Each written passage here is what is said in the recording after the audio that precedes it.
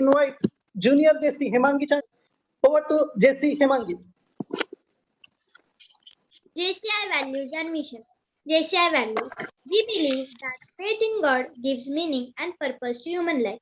That the brotherhood of men transcends the sovereignty of nations. That economic justice can best be won by free men through free enterprise. That the government should be of laws rather than of men. That Earth's great treasure lies in human personality. And that service to humanity is best work of life. JCI mission. To provide development opportunities that empower young people to create positive change. Thank you, JC Junior JC Hemangi. I welcome National Trainer Vijayji Kakani sir. Welcome sir. I also welcome ZVP Abhishekji Nahata sir. I also welcome Zone Director Jitendra Ji Bora sir. I also welcome Subhaji Rathi sir from Raipur. I also welcome Satish Ji Kadu sir. I also welcome Special Officer Garima 2021 and also Zone Coordinator for Empowering Youth and Future JC Sheetal Vaini Joshi. I also welcome our past President Rajesh Ji Chandalia sir and past President JC Prashanti Parak sir.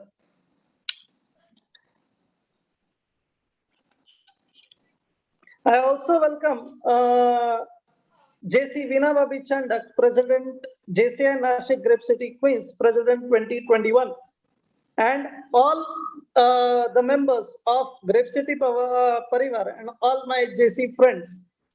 Glad to see you on this webinar, and I'm very happy to see that 30 participants have joined this wonderful webinar, and I assure you this will be a wonderful session for your life.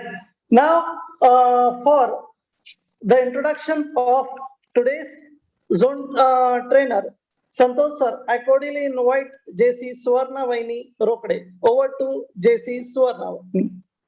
Thank you, Bhaiya. Thank you very much. I'm audible?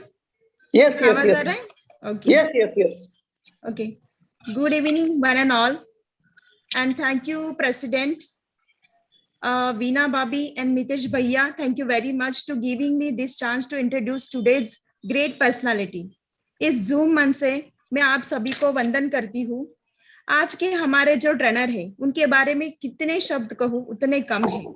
उनकी खास बात यह है कि वो एक retired BSF officer है और ये हमारे लिए गर्व की बात है। उन्होंने अपने जीवन के 11 साल देश सेवा में लगाए। और एक बात कहना चाहूंगी मैं आपसे, उन्होंने MA कंप्लीट किया हुआ है और पिछले 8 सालों से वो बाय प्रोफेशन वो म्यूचुअल फंड डिस्ट्रीब्यूटर का काम कर रहे हैं और उनके ऑफिस का नाम है महालक्ष्मी इन्वेस्टमेंट। और एक खास बात उनके पास है कि 300 से भी ज्यादा हैप्पीएस्ट क्लाइंट उनके पास है। ये बहुत खास बात है।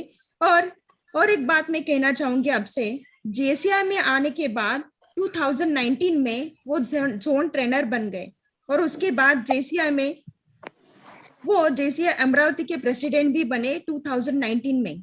साथ ही साथ उनका एक खुशहाल परिवार भी है। उनके पत्नी का नाम है सीमा बेहरे और उनके 2 बच्चे हैं, उनका नाम है आदर्श और आर्यन। तो आगे मैं कहना चाहूंगी कुछ 2 पंक्तियां उनके बारे में। फर्ज का एहसास होना चाहिए, कर्म अपने साथ होना चाहिए, कामयाबी चूमेगी हर कदम, विश्वास अपने पास होना चाहिए।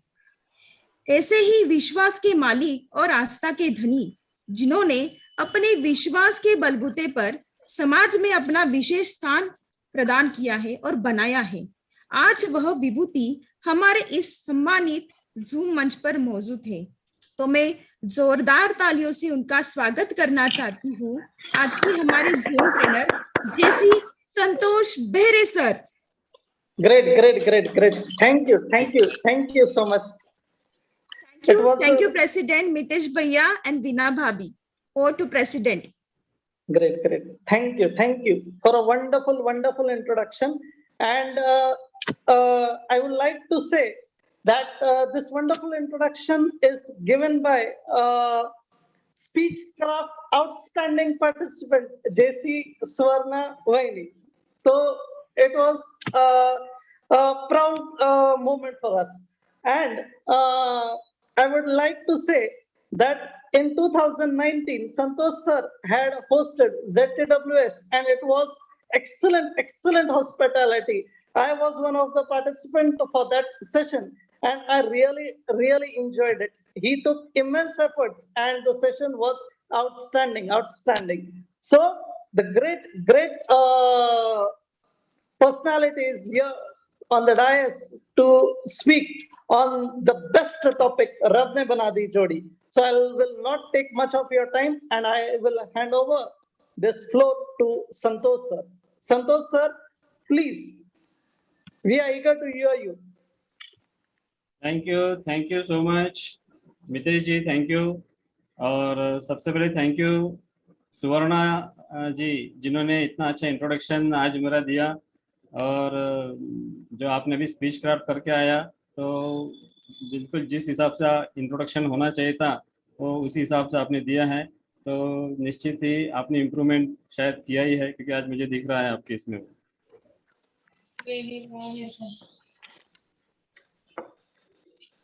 Thank you.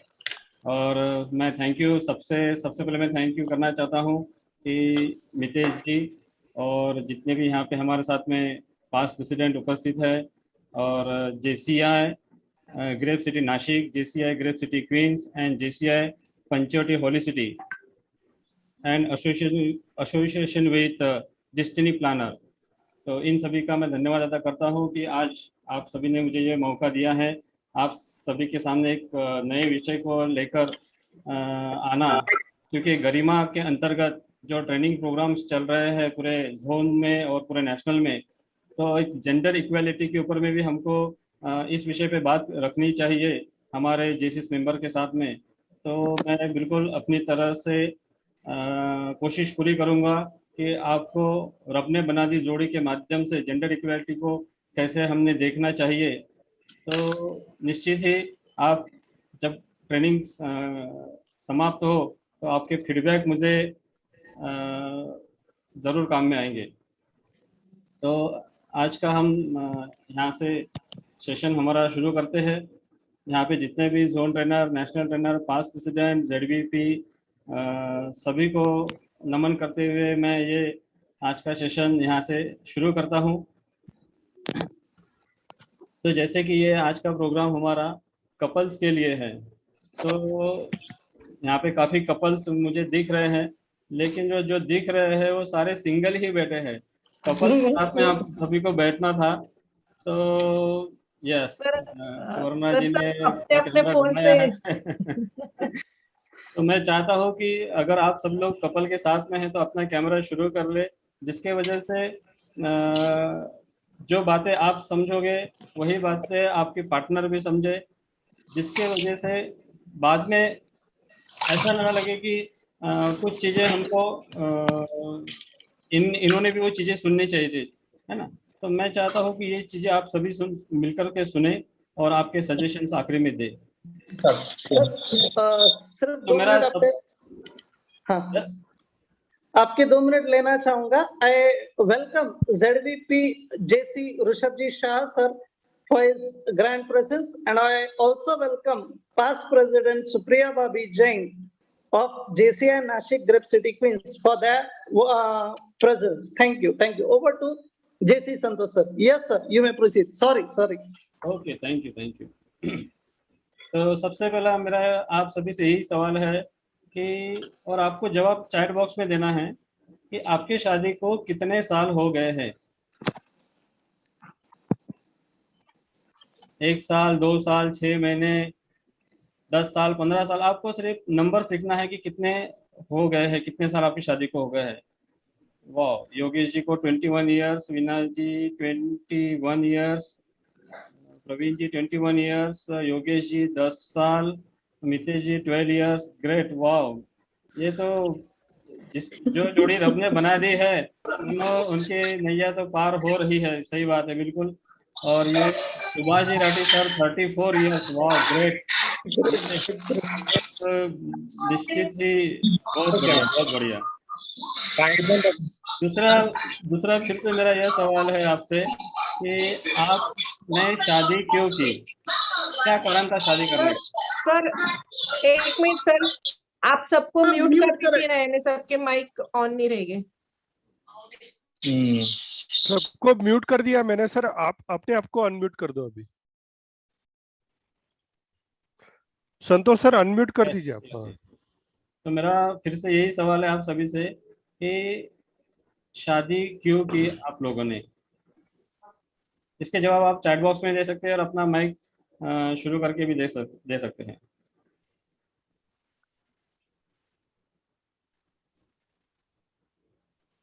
अभी तक जवाब नहीं आया किसी का।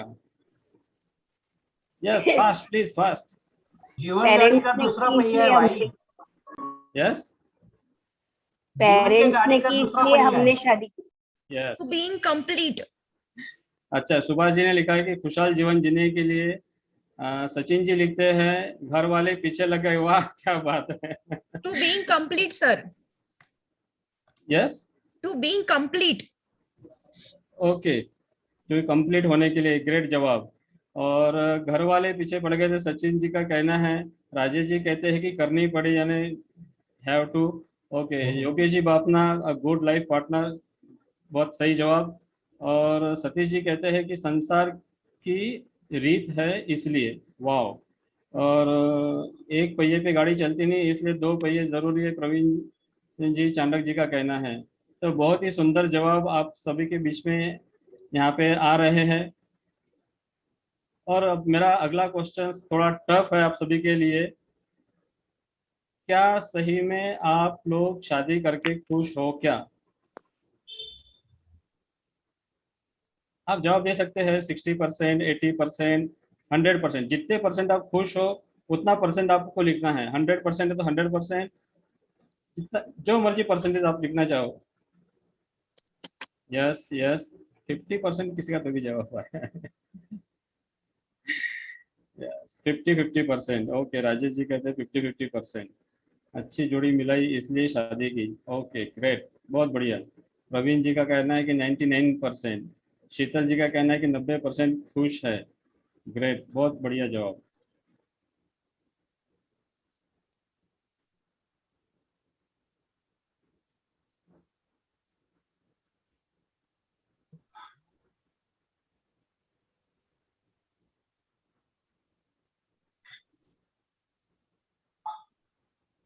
तो फिर से अब मैं आप लोगों से जानना चाहता हूँ कि जो जवाब तो आप सभी ने दिए हैं, बहुत बढ़िया, अच्छे जवाब दिए हैं। लेकिन जो मोस्ट कॉमन मैरिज के जो चैलेंज जो फेस करते हैं जो कपल्स, तो आपके हिसाब से क्या चैलेंजेस होते हैं आपके लाइफ में? आप लोग जो अभी महसूस कर रहे हो, किसी को 10 साल हो गए, किसी को 15 साल हो गए, किसी को 20 साल हो गए, 34 साल भी हो गए, तो आप लोगों ने कौन कौन से प्रॉब्लम फेस किए हैं, वो भी आप जल्दी से जल्दी चैट बॉक्स में जवाब दे सकते हैं, माइक ऑन करके जवाब दे सकते हैं अपना।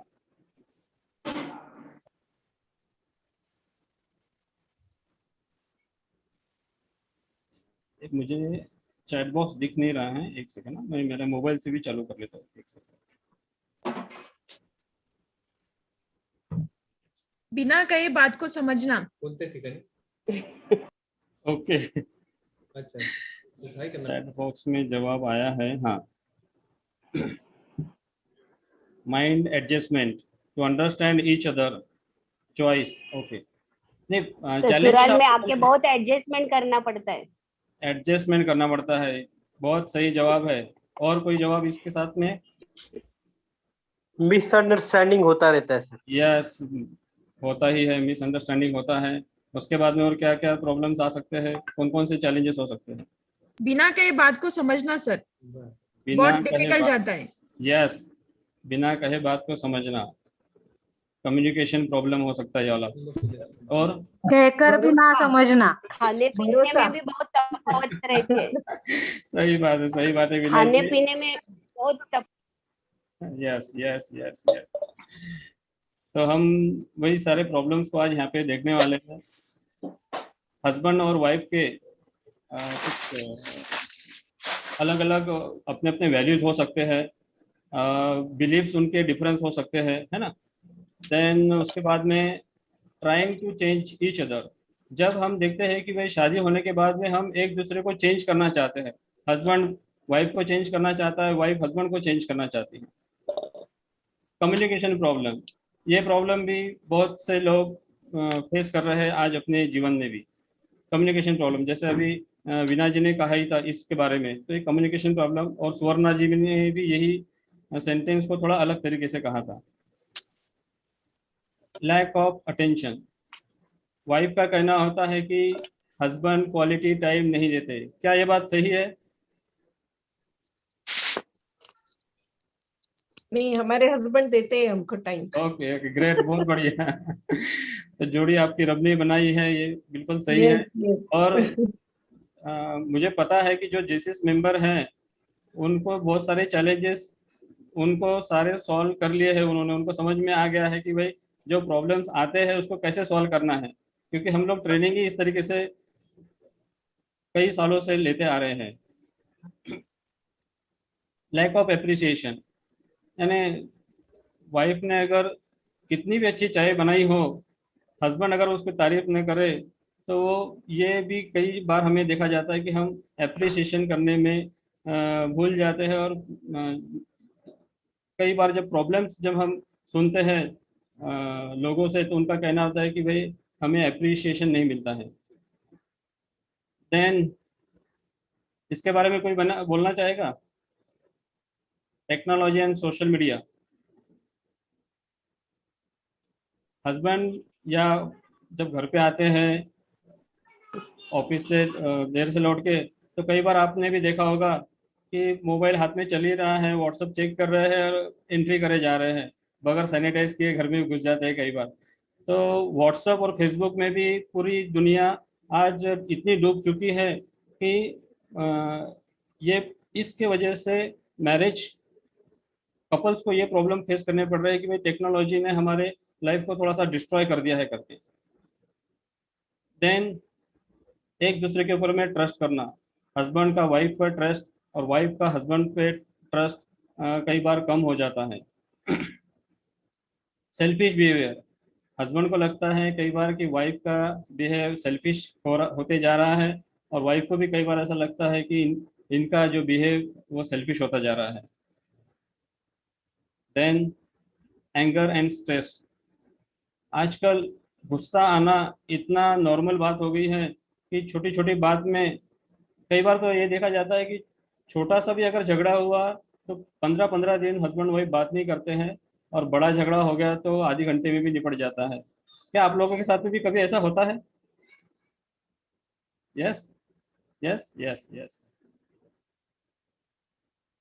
अनरियलिस्टिक एक्सपेक्टेशन, यानी कि जो हस्बैंड चाहता है या वाइफ चाहती है, जो तो उस एक्सपेक्टेशन को पूरा अगर नहीं होता है तो वहाँ पे भी कपल में ये चैलेंजेस हम लोगों को देखने के लिए मिलते हैं। तो ये मुझे बताइए, क्या आप इन 10 में से कितने चैलेंजेस को फेस कर रहे हैं? Are you agree with me this 10 points? Are you agree? Yes, Veena ji ने थंब दे रहे हैं वहां से। Yes sir. यस, क्योंकि अच्छा ये बताइए कि ये तो सारे हमारे कॉमन चैलेंजेस हैं, जो मैंने आपके सामने 10 चैलेंजेस रखे हैं, इसमें से कितने चैलेंजेस आपको लगता है कि आपके जीवन में भी हैं? 2, 3, 5, 8, 10?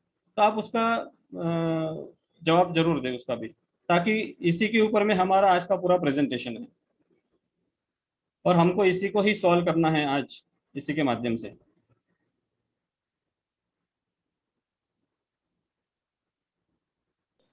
Technology and social media, mobile हमारी सवत है सर। Yes, great. ये तो सही में बहुत बड़ा प्रॉब्लम आज के दिन में हम लोग सभी लोग फेस कर रहे हैं। ओके, और देन 3 से 4 लिखते हैं प्रवीण जी। वीना जी लिख रही है 10 के 10 प्रॉब्लम फेस कर रहे हैं आप। मतलब थोड़े थोड़े सभी आते हैं उसमें। Okay okay okay great. तो हम ये देख रहे हैं कि लगभग 3 से 4 प्रॉब्लम आज हर कोई ये फेस कर रहा है।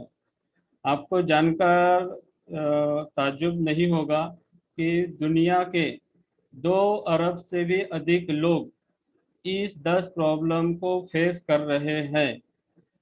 2 अरब से भी अधिक लोग इन प्रॉब्लम से फेस कर रहे हैं। So don't worry, in challenges को हमको कैसे सॉल्व करना है उन्हीं को आज हमको देखना है।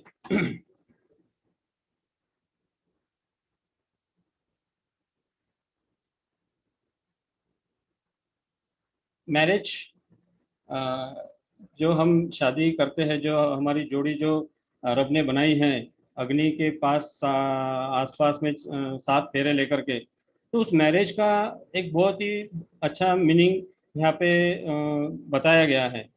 और इसको आप स्क्रीनशॉट भी ले सकते हैं बाद में, जब ये मैरिज के सारे मीनिंग्स आ जाए, और इसको आप कहीं पे लिख कर भी रख सकते हैं। जो पहला एम से जो स्टार्ट होता है, मैरिज का जो स्पेलिंग है MARRIAGE, तो एम बोले तो मर्जिंग, एक दूसरे में समा जाना। Husband and wife are not different, शादी के बाद वो एक हो जाते हैं। शादी के बाद उनके जो गोल्स है वो एक हो जाने चाहिए। तो जब आप 7 फेरे लिए हैं तो आपको एक दूसरे में समा दिया गया है। आप अब अलग नहीं हो, आपके जो भी गोल्स रहेंगे वो एक ही रहेंगे। एम्बिशन, अभिलाषा, हर स्त्री का, हर पत्नी का कर्तव्य है कि वो अपने पति की सारी अभिलाषाओं को पूर्ण करने की जिम्मेदारी ले। उसी तरह हर पुरुष की भी जिम्मेदारी है कि अपनी पत्नी की सारी अभिलाषाओं को पूर्ण करने की जिम्मेदारी ले। क्योंकि जब आपने 7 फेरे लिए, उन 7 फेरों में एक वचन दिया गया था कि मैं अपने पत्नी को सारी जिम्मेदारियों को पूर्ण करने के लिए हमेशा प्रयत्नशील रहूंगा। क्या कहा गया था? प्रयत्नशील रहूंगा। उसी तरह वही वचन पत्नी से भी लिया जाता है कि मैं अपने पति को हमेशा खुश करने के लिए, या उनकी अभिलाषाएं जो भी हैं उनको पूरा करने की जिम्मेदारी को पूरा करने के लिए मैं हमेशा प्रयत्नशील रहूंगी। क्या आप इस बात को मानते हो? यस। देन रिस्पेक्ट, आर से होता है रिस्पेक्ट, आदर और सम्मान। हस्बैंड को वाइफ का और वाइफ को हस्बैंड का हमेशा रिस्पेक्ट करना बहुत ज़रूरी है। रिस्पेक्ट आज की डेट में मिलना भी ज़रूरी है और देना भी ज़रूरी है। रिस्पेक्ट, जितना आप रिस्पेक्ट दोगे उतना ही आपको सामने से रिस्पेक्ट मिलता है। तो हस्बैंड वाइफ ने हमेशा रिस्पेक्ट एक दूसरे का करना चाहिए। तो कई बार क्या होता है कि जो हम लोग कई बार ऑफिस में बैठे हुए होते हैं और सोचते रहते हैं यार ये घर में बैठ के पत्नी क्या कर रही होगी करके। सुबह तो उसे बस चाय बनाया, झाड़ू पोछा लगाया, बच्चों को खाना खिलाया और बस अब आराम से टीवी देख रही होगी या लेट रही होगी या व्हाट्सएप मोबाइल पे काम कर रही होगी, और मैं यहाँ पे दिन भर बैठ करके ऑफिस में काम कर रहा हूँ। तो ऐसा कई बार सोचा जाता है। तो वो आप उसे एक हाउस वाइफ की तरह जब देखते हो तो वो जो घर के जब काम करती है वो हाउस वाइफ नहीं है, वो हाउस मेकर है। आपका रिस्पेक्ट उसके लिए उतना होना चाहिए। तो एक बार फिर मैंने भी इसी तरह का एक चैलेंज एक बार ले लिया कि चलो मैं एक बार संडे को सारे घर के काम करूँगा करके। तो मैंने सैटरडे को अपनी पत्नी से कहा कि कल सारे घर के काम मैं करूँगा, और देखो जितना तुम मुझे बोलते हो ना कि मैं दिन भर काम करती रहती हूँ, तो मैं कितनी इजीली कर सकता हूँ करके। तो दूसरे दिन मैं सुबह तो सोया था, 6 बजे पत्नी ने मुझे जगा दिया कि उठो, आज आपने चैलेंज लिया है कि आज आपको पूरा दिन काम करना है। तो मैं बोला यार अभी तो 6 बजे है। बोले नल आ रहा है, पानी भरना है, आधे घंटे बाद नल चला जाएगा तो पानी नहीं रहेगा पीने के लिए। तो मैं तुरंत उठा, पानी भरा फिर वापस आके सो रहा था। जैसे ही फिर से सोने लगा तो फिर पत्नी का मुझे कहा कि दूध लेने के लिए जाना है, लॉकडाउन चल रहा है और दूध की दुकानें संडे को इमरजेंसी वाली जो शॉप है सिर्फ 8:30-9 बजे तक की ही खुली है। तो मुझे तुरंत दूध के लिए भागना पड़ा। दूध लेकर आया नहीं तो फिर बच्चे ने बोला कि भाई हमको नाश्ता करना है, भूख लगी है। उनके लिए चाय नाश्ता दूध सब बनाया। देन उसके बाद में फिर थोड़ा सा झाड़ू पोछा करना पड़ा।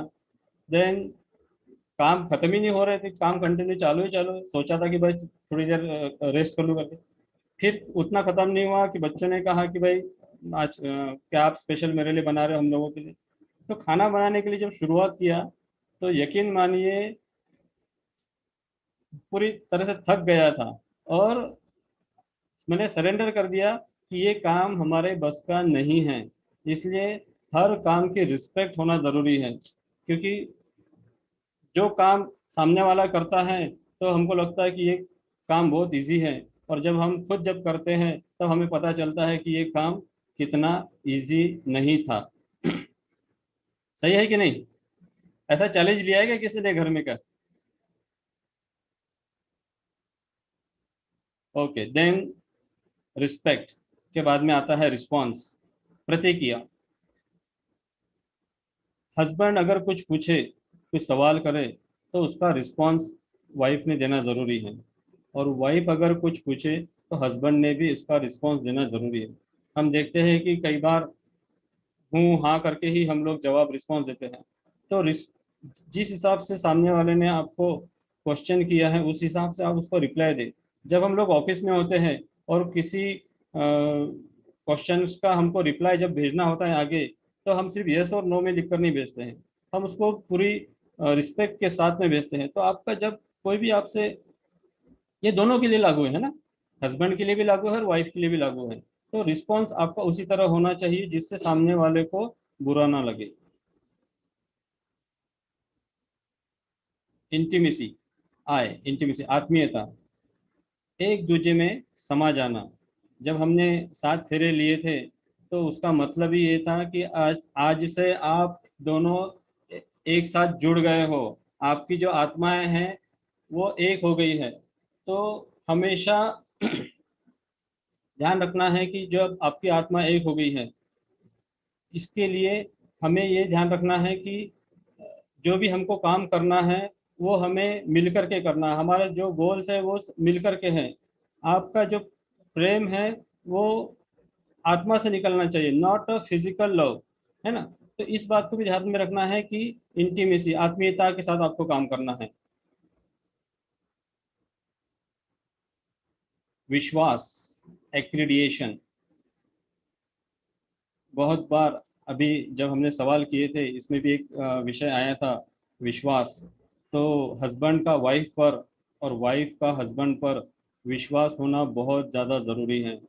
अगर ये विश्वास अगर है तो आपकी जो लाइफ है, सुनहरी जो लाइफ है, जो आपको रब ने बना करके जो जोड़ी आपकी जो बनाई है, उस जोड़ी को कभी किसी की नज़र नहीं लगेगी और आप अपना जीवन बहुत ही सुंदर तरीके से जियोगे। तो क्योंकि सारी जो हमारी जिंदगी है वो विश्वास पर ही टिकी है। क्योंकि देखा गया है कि जो दुनिया में जो 80% जो डिवोर्स होते हैं उनके पीछे का कारण यही है कि वो लोग एक दूसरे के ऊपर में विश्वास नहीं किया और बाद में फिर लाइफ डिस्ट्रॉय हो गई। तो विश्वास करना बहुत ज़रूरी है, और इस विश्वास को आपने कभी भी टूटने नहीं देना है। अगर हस्बैंड कुछ लेकर करके मोबाइल में बैठे हैं काफ़ी देर से, व्हाट्सएप देख रहे हैं, फेसबुक देख रहे हैं, तो वाइफ का भी इतना विश्वास होना चाहिए कि जो भी कर रहे हैं ये अच्छा ही कर रहे हैं। या हो सकता है कि वो बिजनेस की बातें कर रहे हो सकता है वो किसी चीज़ की जानकारी ले रहे हो, तो वाइफ को उतना विश्वास हस्बैंड पे होना चाहिए। उसी तरह हस्बैंड का भी विश्वास वाइफ पर होना चाहिए। वो भी कई बार मैसेजेस देखती है, कुछ देखती है, तो कोई शक नहीं होना चाहिए। क्योंकि अगर आप ईमानदार हैं तो आपकी पत्नी भी ईमानदार रहेगी, ये 100% है। गैटी, प्रसन्नता। हमने पूछा था कि शादी जो आपने की है खुश रहने के लिए, तो क्या शादी करके हम खुश हैं? यस, कई लोग खुश है 80%, 90%, 30%, कुछ 100% भी। लेकिन यहाँ पे इसका मतलब ये है कि आपको परिस्थिति चाहे कोई भी हो तो उसमें आपको खुश रहना है ना। कभी आपका एक दूसरे से कभी झगड़ा हो भी अगर जाता है तो आपको वहाँ पे प्रसन्नता के साथ में ही आपको वो झगड़ा खत्म करना है, या लड़ना भी है तो प्रसन्नता के साथ में लड़ना है। मैं आपको एक एग्जांपल देना चाहूँगा।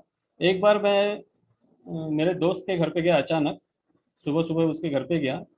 तो जैसे ही मैंने बाहर गाड़ी खड़ी की तो मुझे मुझे दोस्त की बाहर आवाज़ आई, वो बहुत ज़ोर ज़ोर से हंसने की आवाज़ आई।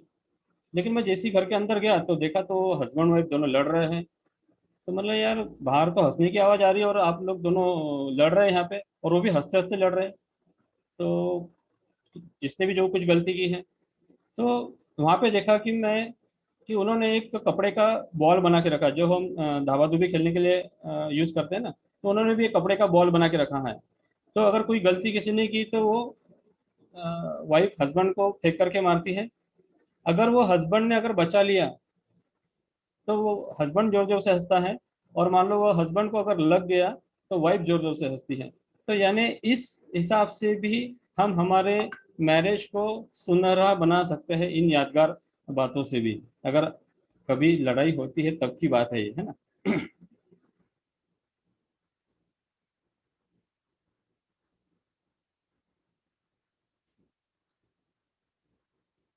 इटर्निटी, शाश्वतता। शादी का जो बंधन है वो 7 जन्मों का बंधन एक डोर से बंधा हुआ है। जैसे कि हम देखते हैं कि पतंग और डोर का जो बंधन है वो एक ऐसा बंधन है, जितना वो जुड़ा रहेगा उतना वह आपको ऊंचाइयों तक लेकर जाएगा। जिस दिन पतंग ने सोच लिया कि यार चलो मैं तो बहुत आसमान में उड़ने लगी हूँ और मैं यहाँ से कट जाती हूँ, अगर मान लो उसने अपने आप को वहां पे काट लिया तो क्या हो सकता है? मैं जवाब आप लोगों से चाहूंगा, क्या हो सकता है?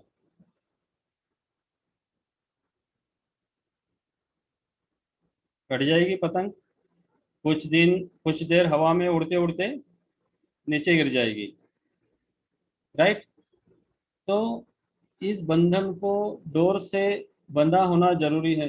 जब तक यह बंधन है तब तक आपका जो जब तक आपके ये डोर एक दूसरे से बंधी हैं, आपका बंधन हमेशा जुड़ा रहेगा, हर कोई उसको सम्मानित करेगा।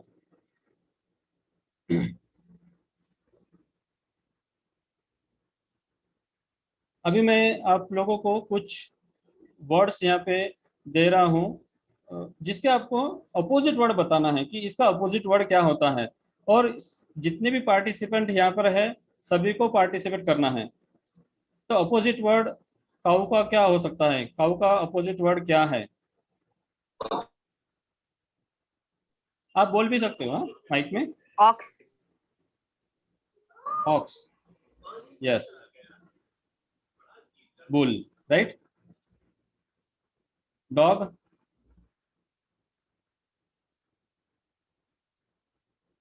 बीच। मैन, अच्छा मैन का अपोजिट वर्ड क्या है? Women. Women. Yes yes, women, great. Boy का? गर्ल। गर्ल। यस, ये सब चीजें हमको स्कूल में तो सिखाई गई है। हस्बैंड का अपोजिट वर्ड क्या हो सकता है? वाइफ। वाइफ।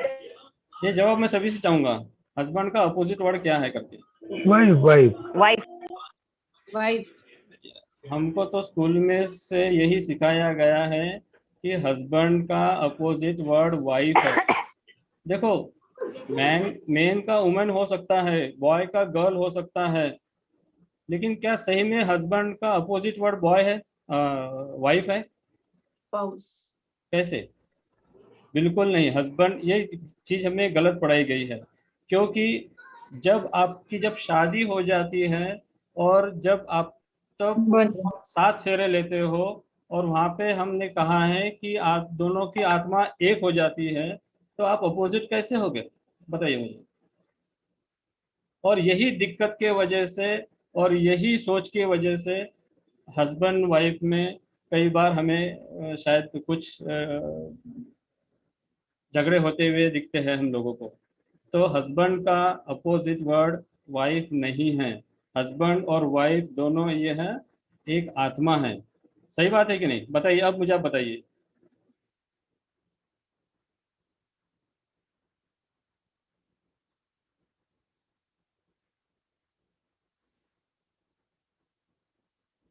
ये तो आप लोग हमेशा फेसबुक पे व्हाट्सएप पे देखते ही होंगे, है ना। कुछ लोग धन के नाम पे लड़ते हैं, तो कुछ लोग जाति और धर्म के नाम पे। लेकिन बस पति और पत्नी है जो निस्वार्थ भाव से लड़े जाते हैं। सही है या नहीं सही है? Yes yes yes yes. यहाँ से हमारा अभी जो सेशन है थोड़ा सा डिफरेंट है, और यहीं से आपको शायद कुछ बहुत सारी चीज़ें ऐसी लगेगी कि हाँ यार, ये चीज़ों को अगर हम फॉलो करेंगे तो हमारा जीवन निश्चित ही जो सार्थक है वो उसमें और 4 चांद लग जाएंगे करके, है ना। तो हस्बैंड और वाइफ के जो फंडामेंटल डिफरेंस होते हैं, तो वो उसके बारे में अब यहाँ पे हम बात करने वाले हैं। तो उसके पहले मैं एक आपको कुछ बात बताना चाहता हूँ। एक दिन मैं ऐसी कुछ कभी दोस्तों के साथ में या कहीं पे भी बैठा था, कोई शादी या पार्टी में, तो मुझे उन्होंने पूछा कि भाई आप जोन ट्रेनर हो, तो आप ये बताइए कि बीबियाँ कितने किस्म की होती है, जो वाइफ होती है वो कितने किस्म की होती है। मैंने थोड़ा सोचा और जवाब दिया कि भाई वाइफ जो होती है वो 2 किस्म की होती है। तो बोले कैसे? पहली किस्म कौन सी? मतलब जो वाइफ होती है जो आपका कहा सुनती है, आपकी हर बात मानती है, कभी झगड़ा होने पर उल्टा जवाब नहीं देती है, गिफ्ट नहीं मांगती, कभी गोल्ड नहीं मांगती, कभी मुझसे अगर मैं कोई कभी डांट भी दूँ तो वो मुझे उल्टा जवाब नहीं देती। तो ऐसी कई सारी जो बातें हैं उस में होती है। तो ये होती है एक किस्म की वाइफ। फिर उन्होंने कहा कि भाई दूसरी किस्म की कौन सी है फिर, जो ये एक कैटेगरी इतनी अच्छी है तो दूसरी कैटेगरी कौन सी है? तो मतलब जो दूसरी जो है जो हम लोगों के पास में है वो दूसरी कैटेगरी है। सही है कि नहीं?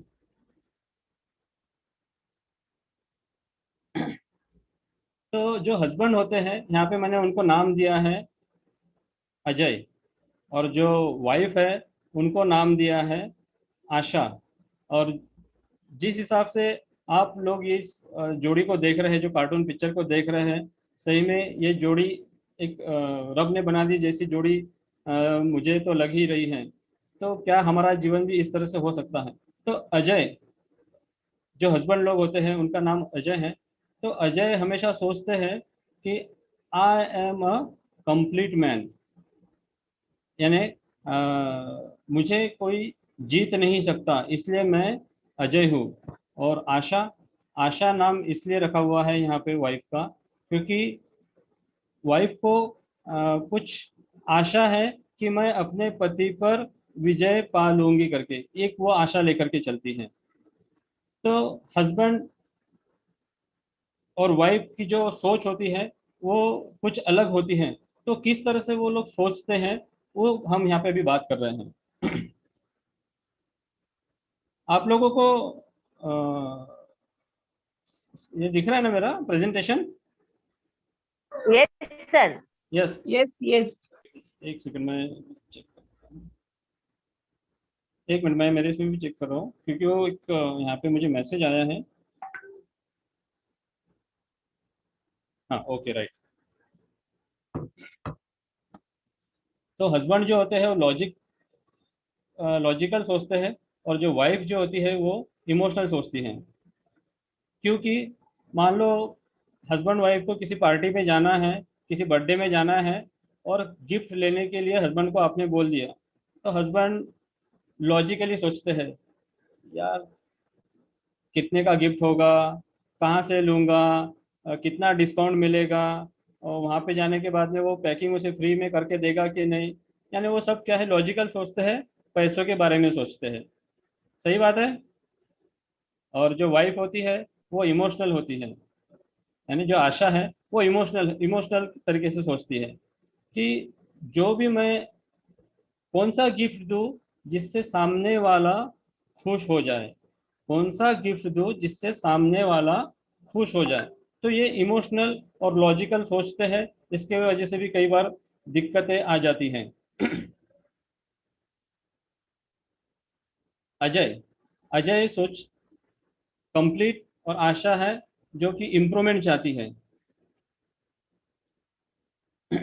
अजय कहता है हमेशा I am a complete man, है ना। और आशा जो वाइफ होती है वो हमेशा इम्प्रूवमेंट चाहती है। इम्प्रूवमेंट क्या चाहती है? और खुद को तो इम्प्रूव करती ही करती है, लेकिन जैसे कि अगर उसे बिंदी भी अगर लगाना है तो वो अपने साड़ी के मैचिंग की बिंदी लगाएगी, हेयर स्टाइल करेगी, और यानी अपने आप को इम्प्रूवमेंट करना चाहेगी।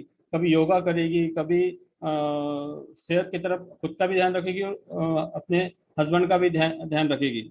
लेकिन जो हस्बैंड लोग होते हैं, जो अजय हैं, वो अपने आप को जब कंप्लीट मानते हैं और कहते हैं कि जब वो पैंट शर्ट भी पहनते हैं तो कॉन्ट्रास्ट पहनते हैं, मैचिंग वाला नहीं पहनते, क्योंकि वो अपने आप को इम्प्रूवमेंट नहीं करना चाहते, तो कंप्लीट खुद को पहले से ही मानते हैं। लेकिन वाइफ जो है उनको उसमें इम्प्रूवमेंट करना चाहती है। तो शादी के बाद हमने आप लोगों ने देखा है कि हस्बैंड को बोलती है कि आपकी हेयर स्टाइल इस तरीके से होनी चाहिए, आपको टी शर्ट शर्ट की जगह टी शर्ट पहनना ज़्यादा चाहिए, इस जीन्स को नहीं पहनना चाहिए, ये फॉर्मल शूज़ के बजाय आपको ये स्पोर्ट्स शू पहनने चाहिए। तो इस तरीके से वो अपने पति में इम्प्रूवमेंट करना चाहती है, क्योंकि उसे पता है कि अगर वो खुद में इम्प्रूवमेंट करेगी तो उसमें भी अपना इम्प्रूवमेंट करना चाहती है। तो इन दोनों की सोच जो होती है एक दूसरे के लिए हमेशा अच्छी होती है।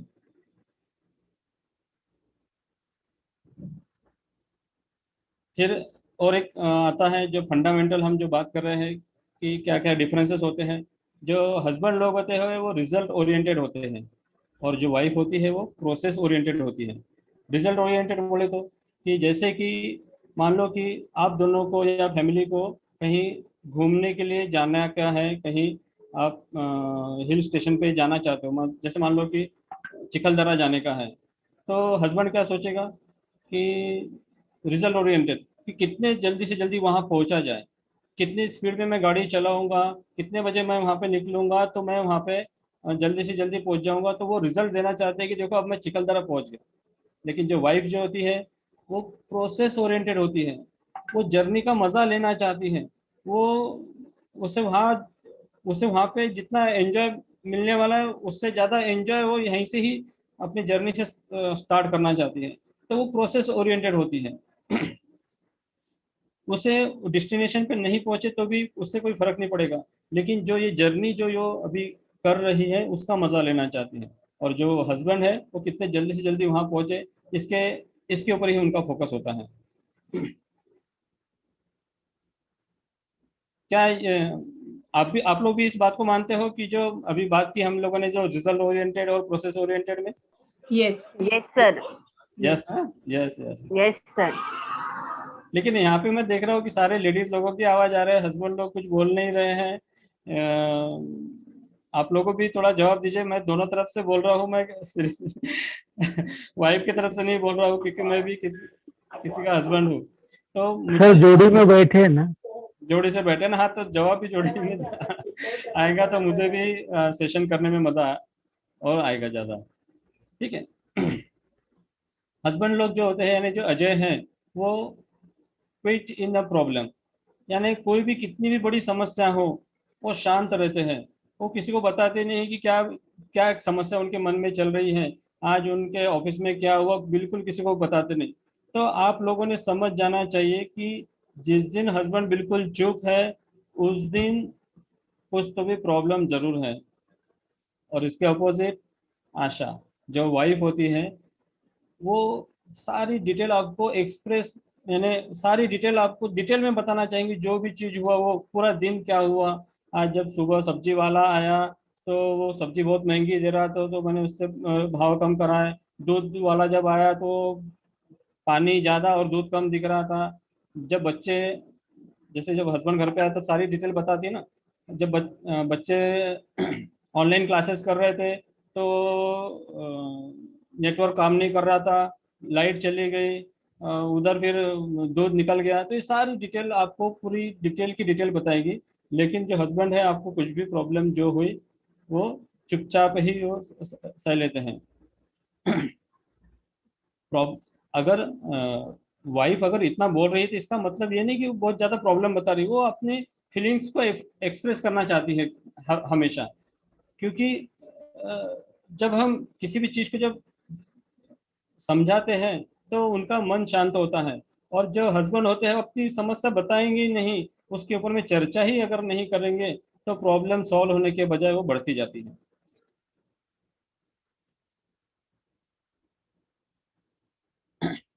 फिर और एक फंडामेंटल डिफरेंस आता है, अजय और आशा यानी जो हस्बैंड जो होते हैं उनको सजेशंस पसंद नहीं है, और जो वाइफ होती है उनको सॉल्यूशंस पसंद नहीं है। सही बात है। इसका मैं एक बहुत अच्छा एग्जांपल आपको बता सकता हूँ यहाँ पे कि जब मान लो आप बाहर से, जो हस्बैंड लोग हैं बाहर से जब घर में आते हैं और वाइफ आपकी खाना बना रही है, सब्जी बना रही है, और आप आकर के उनसे कहते हो कि ये सब्जी को थोड़ा सा और थोड़ा ठीक से काटो, गैस थोड़ा कम करो, तेल थोड़ा और डालो, सब्जी को थोड़ा चलाओ नहीं तो जल जाएगी, इसमें थोड़ा मिर्च कम डालना। तो इस तरीके से अगर आपको वो सॉल्यूशंस दे तो क्या आप तो क्या आपको वो पसंद आते हैं? मैं जो जितने भी यहाँ पे भाभी है लोग बैठे उनसे पूछ रहा हूँ, क्या आपको वो सारे जो हस्बैंड ने जो सजेशन दिए हैं वो पसंद आएंगे आपको? बिल्कुल नहीं। बिल्कुल नहीं ना, सही। बिल्कुल, बिल्कुल पसंद नहीं आएंगे। तो आप अब मुझे बताइए कि जब आप कहीं टूर पे जाते हो और हस्बैंड जब कार चलाते हैं और आप बगल वाली सीट में बैठे रहते हो और आप उनसे कहते हो कि गाड़ी थोड़ा धीरे चलाओ, सामने गड्ढा है, हाथ बाहर ना निकालो, सिग्नल चल रहा है, गाड़ी क्यों इतनी धीरे चला रहे हो, तो क्या ये सजेशन उनको पसंद आएंगे? नहीं आते। नहीं आते हैं। तो जो हस्बैंड लोग होते हैं उन्हें सजेशंस पसंद नहीं, और जो वाइफ है उनको सॉल्यूशंस पसंद नहीं होते हैं। और यहाँ पे एक और चीज़ है कि शायद इस बात को आप लोग भी ज़रूर मानोगे कि दुनिया के हर एक स्त्री के पास सारे प्रॉब्लम का सॉल्यूशन है या नहीं? Are you agree with me?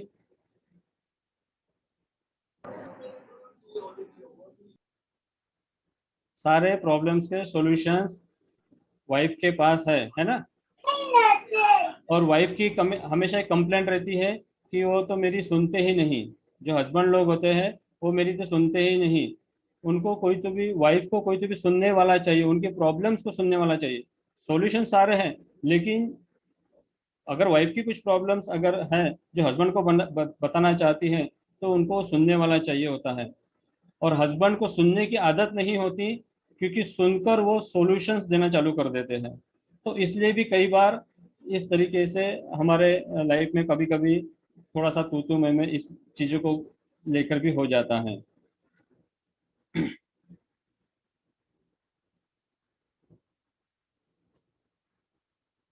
Husband जो होते हैं वो आंसर इन वन वर्ड, एक ही शब्दों में वो आपको जवाब देने के लिए देते हैं ज़्यादातर। और जो वाइफ होती है वो सारी स्टोरी एक्सप्लेन करती है कि सुबह के शाम तक को क्या हुआ। और और जो हस्बैंड होते हैं कुछ भी उनको आपने सारे जो भी प्रॉब्लम्स आपने बताई तो वो हस्बैंड बोलता है तो इसमें क्या, हाँ तो इसमें क्या। तो कई बार वाइफ को लगता है यार ये तो मेरे सवाल का तो जवाब ही नहीं दे रहे, ये तो मेरी बिल्कुल रिस्पेक्ट कर ही नहीं रहे। और इसमें सॉल्यूशन उसको कुछ दिखता नहीं है। तो ऐसा नहीं है। जो हस्बैंड लोग होते हैं जो जब जवाब देते हैं इसमें क्या, तो ये एक उनका कोडवर्ड होता है कि भाई इसका मतलब यह है कि मैं तुम्हारे साथ हूँ, मैं तुम्हारे सारे प्रॉब्लम को समझता हूँ, आने वाले दिन में सारी प्रॉब्लम्स सॉल्व हो जाएगी, तो टेंशन मत ले। ये सारी बातें उस एक वर्ड के माध्यम से ही वो बता देते हैं, जबकि जो वाइफ होती है वो सारी स्टोरी पूरी एक्सप्लेन करती हैं। आपको स्लाइड में अभी क्या दिख रहा है? Respect, appreciation. Respect and appreciation. मेरे मोबाइल में नहीं चल रहा। ओके, बराबर चल रहा है। हस्बैंड को रिस्पेक्ट मिलना बहुत ज़रूरी है, वाइफ को एप्रिसिएशन मिलना बहुत ज़रूरी है। वाइफ अगर कुछ भी कहे, कुछ भी काम करे, उसका एप्रिसिएशन हस्बैंड ने करना बहुत ज़रूरी है। और वो हस्बैंड अगर कुछ भी काम करे या कुछ भी कहे तो उसका उनका रिस्पेक्ट होना बहुत ज़रूरी है। मान लो कि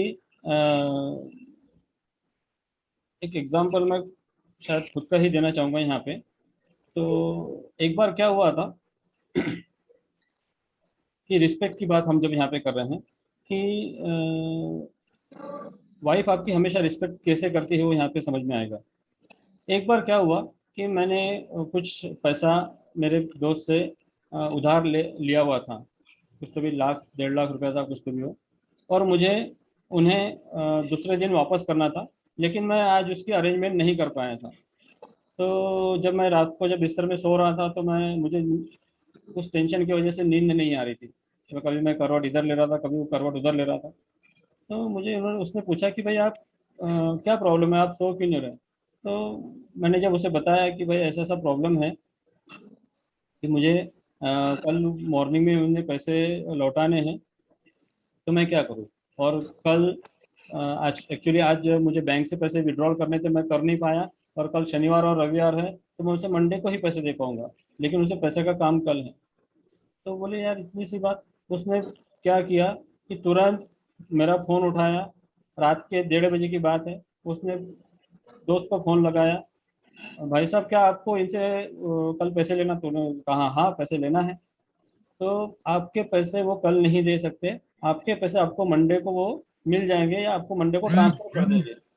तो इतनी चिंता आपकी वो वाइफ करती है, क्योंकि उसको पता है कि अगर ये बात कहने के लिए जो हस्बैंड या मैं डर रहा था, तो वो उसने तुरंत मेरी साइड लेकर के ये बात को ख़त्म कर दिया।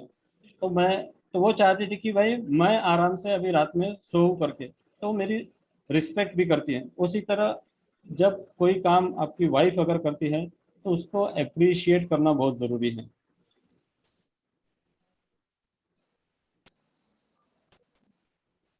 एक और अच्छा, मैं पूछना चाहता हूँ कि आप लोग हस्बैंड लोगों से पूछना चाहता हूँ कि क्या आप अप्रिशिएट अपने वाइफ को करते हो? इवन अच्छा नहीं, मैं वाइफ से पूछना चाहता हूँ, यानी जो यहाँ पे जितने भी भाभियाँ हैं उनसे मैं पूछना चाहता हूँ कि लास्ट टाइम आपको आपके हस्बैंड ने कब अप्रिशिएट किया था, कब आपकी तारीफ की थी? चाहे वो किसी भी चीज़ के लिए हो, आपने अच्छा ड्रेस पहना था, साड़ी पहनी थी, चाय के लिए तारीफ की, सब्जी के लिए तारीफ की, आज दिन भर में एक बार भी किसी भी चीज़ के लिए तारीफ की उन्होंने? हाँ। यस, एक तरफ से हाँ आया है, किसने हाँ कहा? यस। और भी कोई, या बोलना नहीं चाहते आप लोग?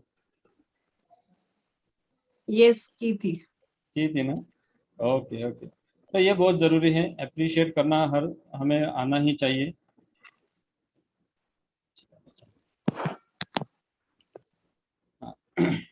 हस्बैंड जो होते हैं, हम जल्दी ही इस सेशन को भी शायद 10 मिनट के अंदर में ख़त्म करेंगे। तो इंफॉर्मेशन और इमोशन, हस्बैंड जो होते हैं हमेशा इंफॉर्मेटिव होते हैं, इंफॉर्मेशन देना चाहते हैं, और वाइफ जो होती है हमेशा इमोशनल होती है। वाइफ पूछती है हस्बैंड से कि ये बारिश कब होगी करके। तो तुरंत हस्बैंड अपना मोबाइल निकालते हैं, वेदर चेक करते हैं, तो बोलते हैं आज 14 जुलाई को बारिश होने वाली थी, वो आज नहीं होगी, लेकिन 15 को जरूर बारिश होने वाली है। हस्बैंड ने क्या किया, इंफॉर्मेशन पूरी दे दी। उनको क्या लगा कि वाइफ मुझसे इंफॉर्मेशन मांग रही है और मैंने दे दी। अरे भाई, वो वाइफ आपसे इंफॉर्मेशन नहीं मांग रही है, उसका कहने का मतलब ये है कि वो बहुत दिन से घर से बाहर नहीं निकली, अपने मन को थोड़ा सा शांत करना चाहती है, कुछ नया कुछ करना चाहती है, बाहर घूमने के लिए जाना चाहती है। तो इस तरीके से वो आपसे पूछ रही है, और हम उसे क्या कहते हैं, डायरेक्ट इन्फॉर्मेशन देते हैं कि भाई ये वो हो गया करते हैं। वो एक रिलैक्सेशन चाहती है, तो उस रिलैक्सेशन के लिए आपको क्या करना है कि उनके इमोशंस को समझना जरूरी है। कई बार क्या होता है कि सब कुछ अच्छा चल रहा है, सब कुछ अच्छा चल रहा है, और एक दिन जब शाम को हस्बैंड घर से वापस आते हैं और वाइफ अपना पूरा दिन भर का वो बताना शुरू करती है कि आज मेरा मम्मी के साथ में बहुत ज़ोर से झगड़ा हो गया, जो वो काम करते हो मुझे बिल्कुल पसंद नहीं। इस तरीके से सारी बातें उसने अपने हस्बैंड को बता दी। तो हस्बैंड ने भी बोला तो क्या हुआ, इसमें कौन सी बड़ी बात।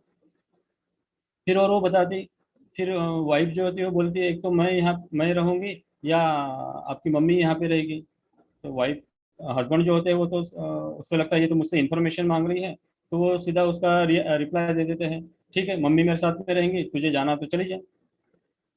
अरे भाई, वो आपसे कुछ वो नहीं चाहती कि आपकी मम्मी यहाँ से चली जाए करके, वो ये नहीं चाहती, वो चाहती है, वो इतने सालों से आपके मम्मी के साथ में रह रही है हमेशा, लेकिन कभी एक आध दिन कुछ हो जाता है, हस्बैंड वाइफ कभी न कभी कुछ ना कुछ होता है, तो क्या आप आपके वाइफ को बोलते या वाइफ हस्बैंड को बोलती कि घर छोड़ के चल जाओ? नहीं।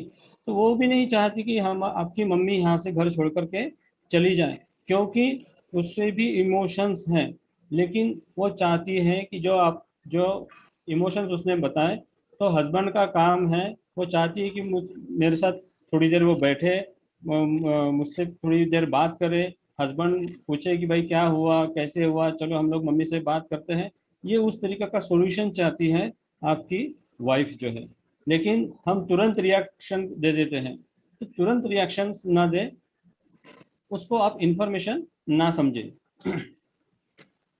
तो कई बार ऐसा लगता है वाइफ को भी कि हस्बैंड जो है मुझसे प्यार नहीं करते, तो हस्बैंड कई बार रिप्लाई दे देते हैं, अरे यार अभी तो 2 दिन पहले मैंने तुमको साड़ी दिलवाई, 4 दिन पहले हम लोग खाना खाने के लिए गए थे, अभी बाहर तो लॉकडाउन चल रहा है फिर भी मैं तुम्हें घुमा कर लेकर आया हूँ, तो और फिर भी मैंने तुम्हारे लिए ये गोल्ड की ज्वेलरी वगैरह ये सब ली करके। तो जो उसके जो इमोशंस होते हैं वो वहाँ पे ये दिखता है कि वो आपसे चाहती है कि आप उससे कितना प्यार करते हैं, वो इमोशंस चाहती हैं। तो उसे ऐसा लगता है कि कभी उसके कंधे पे हाथ रखे बात करे, कभी उसके गालों को सहलाए, ये वो चाहती है। और हस्बैंड जो है वो सिर्फ उसे इन्फॉर्मेशन देना चाहते हैं कि भाई मैंने तो तुझे, तो ये इस तरीके का प्यार हस्बैंड के तरफ से वो एक्सपेक्ट नहीं करती हैं। देन उसके बाद में एक और फंडामेंटल यहाँ पे हम डिफरेंस देखते हैं कि जो अजय के लिए जो लव है, प्यार है, वो मटेरियलिस्टिक एंड फिजिकल है, और वाइफ के लिए बिहेवियरल एंड इमोशन के साथ में है। जो मैंने अभी आपको कहा कि जैसा अभी हस्बैंड ने जवाब दिया कि मैंने तो अभी 2 दिन पहले तुझे खाना खिलाने लेके गया था, मैंने तेरे लिए गोल्ड लेकर आया, इस तरीके से, इस तरीके का प्यार वो नहीं चाहती। वो चाहती है कि भाई आप मुझे घूमने के लिए जाओ, कहीं बाहर लेकर जाओ, कंधे पे हाथ रख करके बात करें। मैंने कई ऐसे हस्बैंड वाइफ देखे हैं, बहुत अच्छा सफर चल रहा है, कोई झगड़े झुगड़े नहीं होते, लेकिन पूरे दिन भर में, अगर लॉकडाउन में या संडे को पूरे दिन भर घर में भी है वो लोग, तो दिखता है कि मुश्किल से 10 सेंटेंस भी उन्होंने बात की होगी, 10 सेंटेंस। तो वाइफ को उस चीज़ का बुरा लगता है कि दिन भर आप मेरे साथ में हो, लेकिन आप मेरे से 10 मिनट भी आप ठीक से बैठ के बात नहीं करते हो। तो वो इमोशंस उस तरीके से वो बिहेव चाहती है, उस तरीके से वो इमोशंस वो अपने साथ में रखती है। उसका ये मतलब नहीं था कि वो मुझे होटल में खाना खिलाने लेके जाएं, उस तरीके का प्यार वो कभी नहीं चाहती कि मुझे गोल्ड दिलवाएं। वो चाहती है कि वो आप मेरे साथ में कुछ आप ऐसा समय बिताएं जो हम दोनों के लिए हमेशा हमेशा यादगार रहें।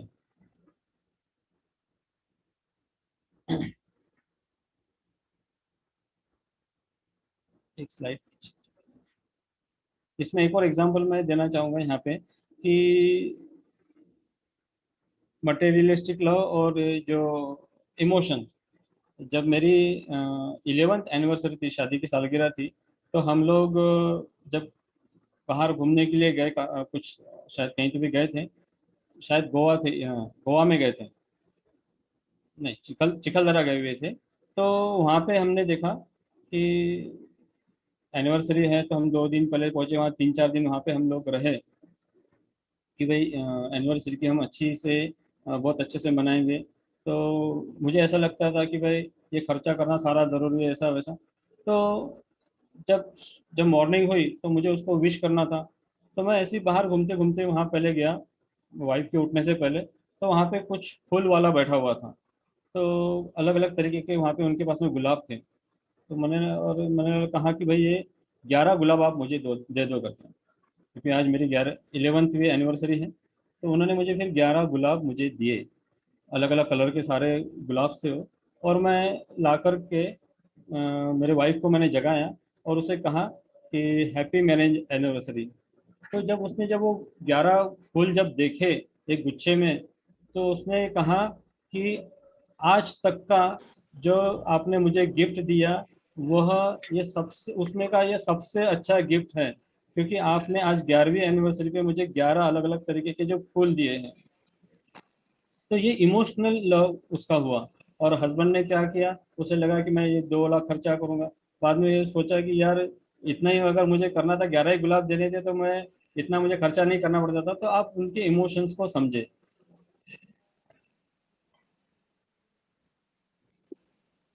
हस्बैंड लोग जो है, ये आदत सबको पता ही है कि कोई भी काम करते हैं तो भूल जाते हैं, और वाइफ जो है वो हमेशा याद रखती है ना। तो हस्बैंड लोगों को बर्थडे याद नहीं रहता, एनिवर्सरी याद नहीं रहती, बच्चों की डेट ऑफ बर्थ क्या है वो याद नहीं रहती, कौन से क्लास में बच्चे पढ़ रहे हैं वो पता है, लेकिन कौन सा सेक्शन है ये उनको पता नहीं, है ना। तो इस तरीके, इसके वजह से भी कई प्रॉब्लम्स के, इन छोटी छोटी बातों को भी जब वाइफ देखती है तो उसे थोड़ा बुरा लगता है। और जो वाइफ होती है उनको तो सारी चीज़ें पता होती है कि बर्थडे कब है, एनिवर्सरी कब है।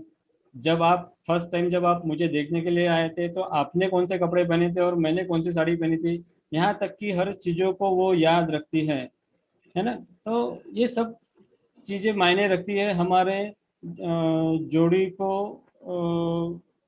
एक सुंदर जोड़ी बनाने के लिए, यादगार जोड़ी बनाने के लिए। इन सब चीज़ों को आपको फॉलो जरूर करना चाहिए, इन छोटी छोटी बातों को आपको इग्नोर नहीं करना चाहिए। हस्बैंड लोग कभी इगोइस्टिक होते हैं, तो वहीं जो वाइफ होती है वो बिलीवर्स होती है। इगोइस्टिक बोले तो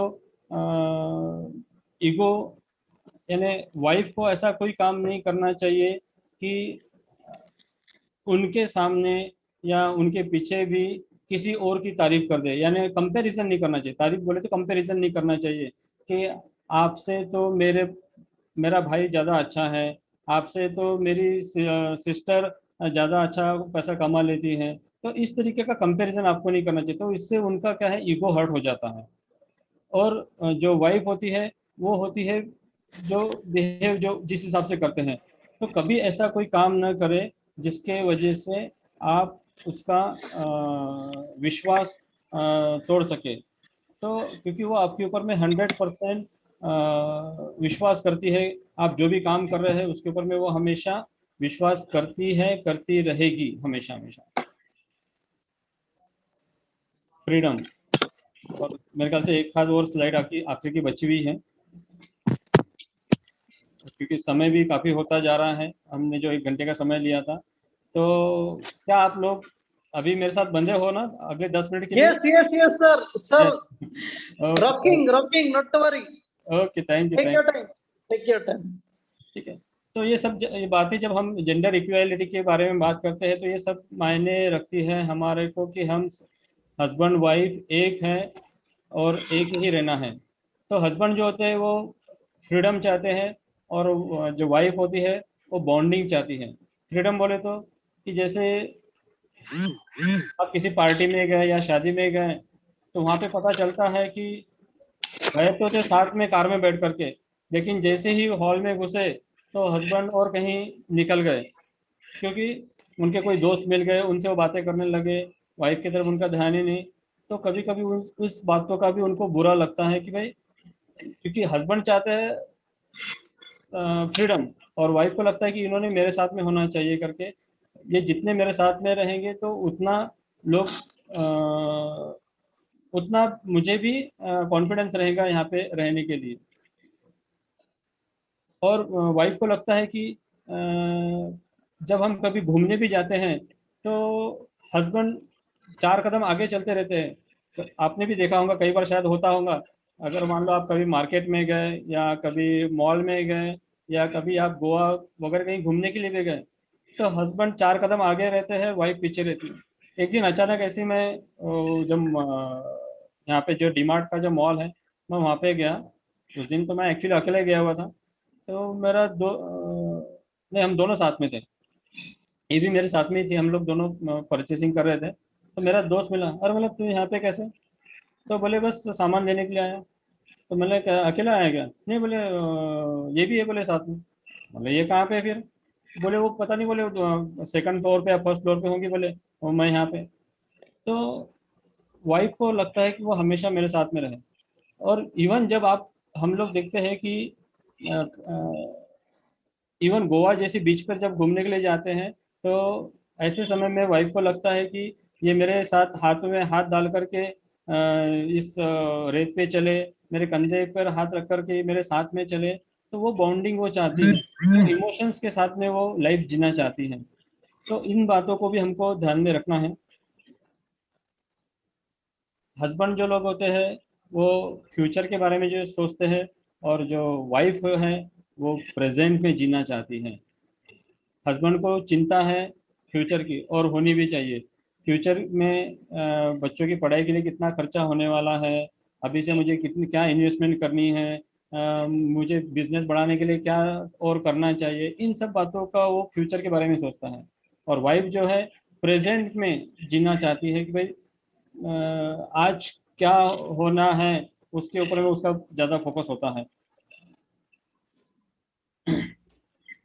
रिस्पेक्ट और एप्रिसिएशन की हमने बात कर ली थी।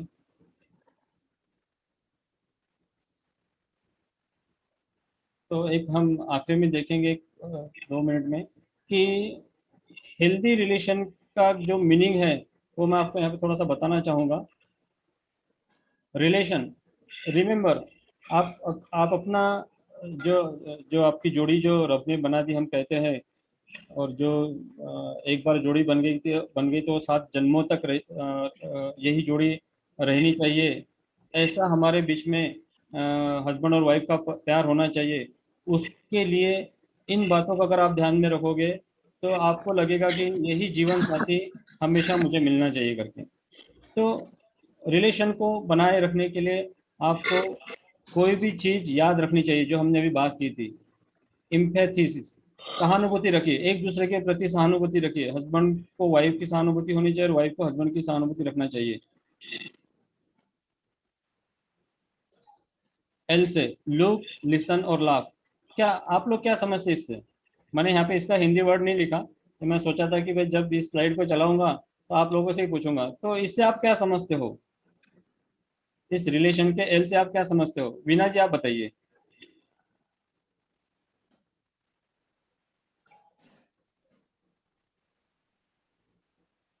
दिखने में भी अच्छे चाहिए, सुनने में भी अच्छे चाहिए और समझने में भी अच्छे चाहिए, ऐसा मतलब। हाँ, राइट, ये बिल्कुल मतलब होता है।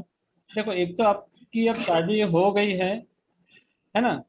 शादी तो सब चीजें देख करके आपने कर ली है जो रब ने बनाकर जोड़ी भेजी थी। उसके बाद के ये रिलेशन हमको कैसे मेंटेन करना है हम उसके बारे में बात कर रहे हैं।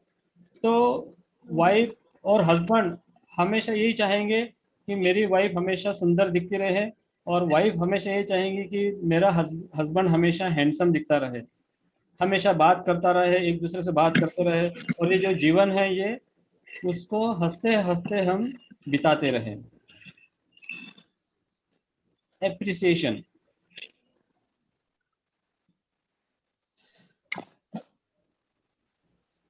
एप्रिसिएशन हमने जो अभी बात की थी, स्लाइड में आपको पूरा दिख रहा है ना? ये क्या आ गया इसमें?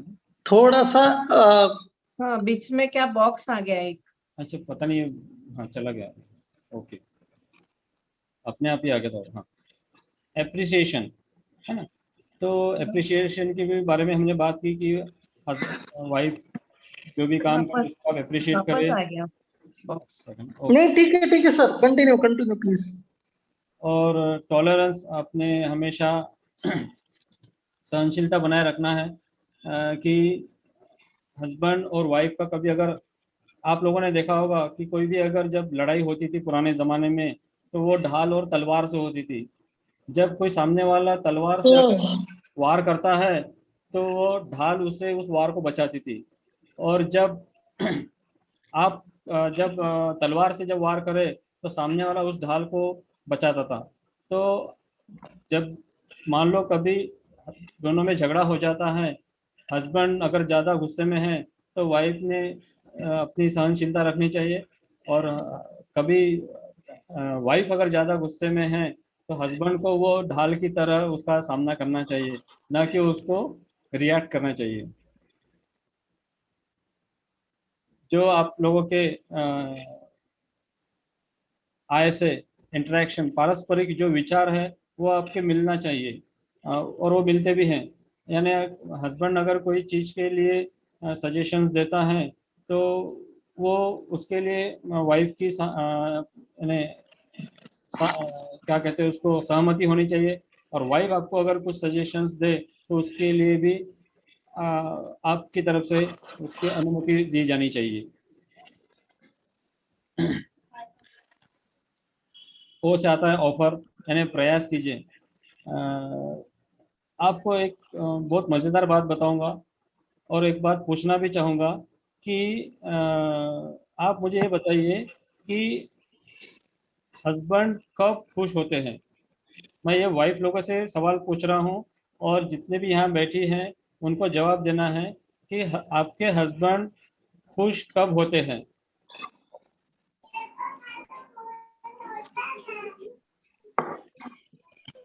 जब उनका सुनते हैं। जब उनका सुनते हैं, ओके। और सुवर्ण कौन थे? जब वो उनके फ्रेंड्स के साथ होते हैं और अकेले ही होते हैं। अच्छा, ओके। और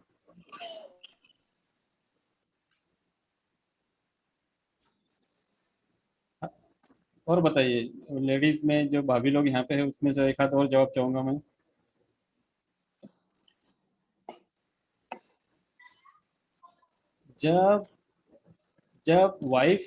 जब आप लोग खुश होते हो, जब वाइफ जब खुश होती है तब हस्बैंड की खुशी और ज्यादा होती है। तो वाइफ अगर खुश है तो इसका मतलब हस्बैंड खुश है, ये यहाँ पे इसका मतलब है। वो दोस्तों के साथ हो तब खुश रहते हो, बात अलग है, लेकिन अगर आपकी वाइफ अगर खुश है तो इसका मतलब है कि हस्बैंड भी खुश है। अच्छा, मुझे एक और बात पूछना चाहूँगा आप लोगों से, दोनों से पूछूंगा मैं। सगाई से लेकर के शादी के बीच में का जो समय था, याद करिए उस समय को, सगाई से लेकर के शादी के बीच में का जो समय था, तो आप एक दूसरे को खुश करने के लिए क्या क्या करते थे? आप चाहते थे कि मैं जो मेरी वाइफ, जो अभी मेरी सगाई हुई है, जो अभी जो शादी होने वाली है, उसे मैं क्या गिफ्ट दूं ताकि वो खुश हो। वाइफ चाहती थी कि मैं क्या गिफ्ट भेजूं ताकि वो खुश हो, मैं ऐसा कौन सा लेटर लिखूं कि जिससे वो सामने वाला खुश हो। तो हम सगाई से लेकर के शादी के बीच में एक दूसरे को खुश करने के लिए हर वो प्रयास करते थे जो हमसे पॉसिबल होता था। लेकिन शादी के बाद आप मुझे कैसे खुश रखते हैं, अब ये बताइए। हस्बैंड बोलता है कि तू मुझे कैसे खुश कर सकती है ये बताइए, तो ये चेंज हो जाते हैं। तो ऐसा नहीं होना चाहिए। आप दोनों के जो विचार है, हमेशा जो शादी और सगाई के बीच में जो एक दूसरे के बारे में आप हमेशा जो सोचते थे, वही आपको जीवन भर अगर सोचोगे तो आपका जो ये हस्बैंड वाइफ का जो रिलेशन है, और तो ये आपको कभी भी बीच में नहीं आएगा। आप हमेशा दोनों को एक ही आत्मा मानोगे, ये मैं यहाँ पे आपको कहना चाह रहा था। और आखिरी में है एम फॉर नेचुरल। नेचुरल से क्या कहना चाहोगे? इसके लिए भी मैंने यहाँ पे कुछ लिखा नहीं है, यानी हिंदी में उसका वर्ड नेचुरल। हस्बैंड और वाइफ को जो है यहाँ पे आर्टिफिशियल नहीं बनना है, हमको दिखावा नहीं करना चाहिए। सबसे इम्पोर्टेंट बात कि भाई हम कहते हैं ना कि भाई जितनी चादर उतने ही पैर फैलाना चाहिए, उसी तरह हस्बैंड और वाइफ ने दिखावे के लिए कोई भी काम नहीं करना चाहिए। क्योंकि अगर आपका जो रिलेशन है अगर वो अच्छा है तो आपके उदाहरण दूसरों को दिए जाने चाहिए। ऐसा आपका बिहेवियर होना चाहिए कि देखो उन लोगों की जोड़ी कितनी अच्छी है, वो एक आप एग्जाम्पल बनना चाहिए आपने इनके लिए। तो चाहे परिस्थितियां मन चाही ना हो, लेकिन परिस्थितियों को मन से चाहना बहुत ज़रूरी है। क्योंकि कई बार शादी से पहले लगा भी होगा कि आप अगर मेरी शादी सलमान खान से हुई होती तो मैं आज बहुत खुश होती, और हस्बैंड को लगता है कि मेरी शादी अगर ऐश्वर्या से हुई रहती तो आज मैं भी बहुत खुश रहता। तो ऐसा नहीं है।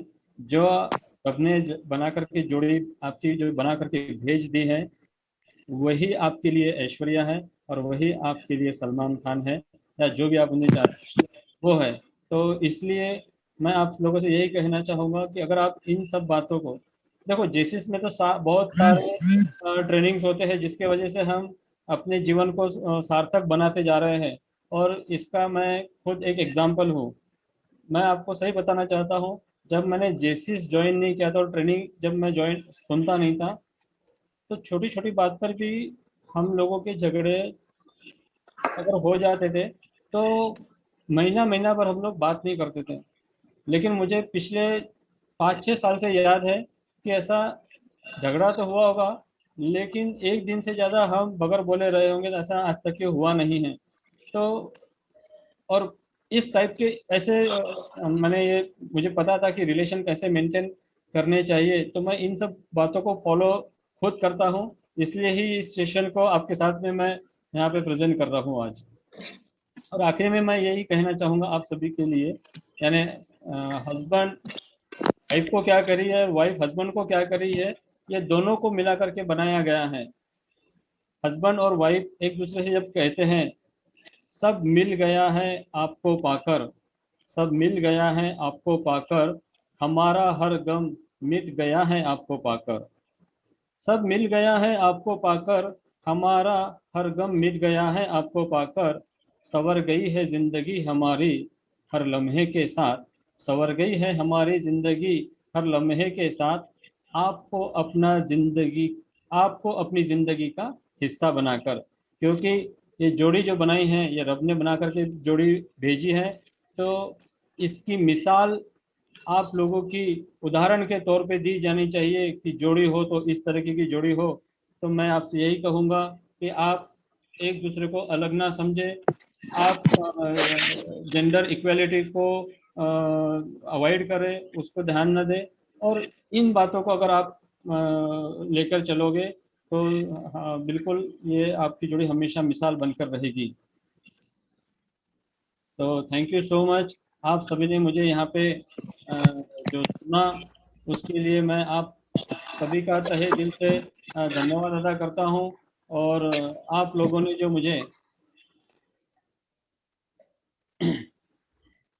1 minute,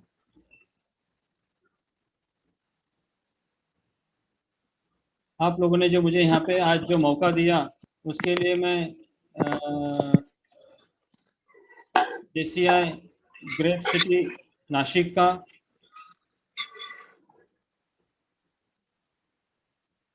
JCI grape city queen's का और JCI होली सिटी पंचोटी का भी मैं तहे दिल से धन्यवाद अदा करता हूँ। मैं धन्यवाद अदा करता हूँ प्रेसिडेंट मितेश जी, इनका भी कि इन्होंने मुझे आज मौका दिया। और विशेष धन्यवाद पराग जी घारपुरे सर का और शीतल जी जोशी का कि मुझे आज आप लोगों ने इस नेशनल इवेंट में मौका दिया मुझे अपनी बात रखने का। तो thank you so much, thank you so much. और यहाँ पे मैं बिल्कुल तकरीबन मैं सारे लोगों को यहाँ पे जानता ही हूँ। जैसे कि मैं देख रहा था यहाँ पे जो प्रफुल्ल जी पारेख जो फाउंडर प्रेसिडेंट है, मैं उनका भी तहे दिल से धन्यवाद अदा करता हूँ क्योंकि उनसे भी मैंने काफ़ी चीज़ें सीखी है। उनके ट्रेनिंग्स भी मैंने 2 से 3 ट्रेनिंग अटेंड किए हैं। तो बहुत मज़ा आता है। जब मैं प्रेसिडेंट था तब उनका ट्रेनिंग सभी चैप्टर मिलकर के यहाँ पे रखा गया था। R2R। हाँ यस, R2R। तो मुझे वो रिकॉग्नाइज याद नहीं आ रहा था। तो बहुत ही सुंदर उन्होंने जब हमें बताया था, तो उनका भी मैं धन्यवाद अदा करता हूँ। National trainer senator doctor Pankaj ji Jain sir का भी मैं धन्यवाद अदा करता हूँ कि उन्होंने भी आज मुझे यहाँ मौका दिया और मुझे सुना। Zone trainer Swapnil ji Pawar, then Parag ji Gharpure, Sheetal ji Joshi, Veena ji Chandak, zone director business Jitendra ji Bora and Milind Deshpande sir, आप सभी का मैं यहाँ पे धन्यवाद अदा करता हूँ कि आप लोगों ने मुझे यहाँ सुना। और विशेष धन्यवाद सुभाष जी राठी सर, विजय भैया काकानी और जो भी यहाँ पे जोन ट्रेनर प्रेजेंट है, उन सभी का मैं पूरे तहे दिल से धन्यवाद अदा करता हूँ कि आप लोगों ने मुझे यहाँ पे जो सुना, मुझे जो मौका दिया, उसके लिए thank you so much. Thank you, thank you. मैं एक चाहता हूँ कि एक बार आप सब लोग अपना वीडियो शुरू कर ले ताकि इनको जो स्क्रीनशॉट लेना होगा कुछ न्यूज़ के लिए तो उनके काम में आ सके, क्योंकि नेशनल प्रोग्राम में ये सारी रिपोर्टिंग उन लोगों को करनी होती है। तो मैं चाहता हूँ कि जितने भी लोग आप यहाँ पे प्रेजेंट है फिलहाल, वो सारे के सारे अपना कैमरा शुरू कर ले ताकि वो एक स्क्रीनशॉट ले सकें, क्योंकि बहुत दिनों के बाद, बहुत सालों के बाद सब लोगों को देखने का मौका मिल रहा है। मिलिंद देशपांडे सर से भी मैं काफी रूबरू हूँ। ZCW हम लोगों ने साथ में किया था और शीतल मैम से भी कई बार मुलाकात हो चुकी है। वीना जी से भी कई बार मुलाकात हो चुकी है। जब जोन इवेंट होते हैं या नेशनल इवेंट में हम लोगों की मुलाकात होती है। Over to president sir. मेघना भाभी वीडियो ऑन करो ना। मेघना भाभी। सर आपका सेशन बहुत बढ़िया हुआ आज का, बहुत बढ़िया। Thank you so much, thank you, thank you, thank you. एक मिनट, वीडियो शुरू रखिए। जब तक ये 2 मिनट में सेशन खत्म होता है तब तक आप अपना वीडियो शुरू रखिए। पराग सर, अगर लैपटॉप है तो फोटो प्लीज।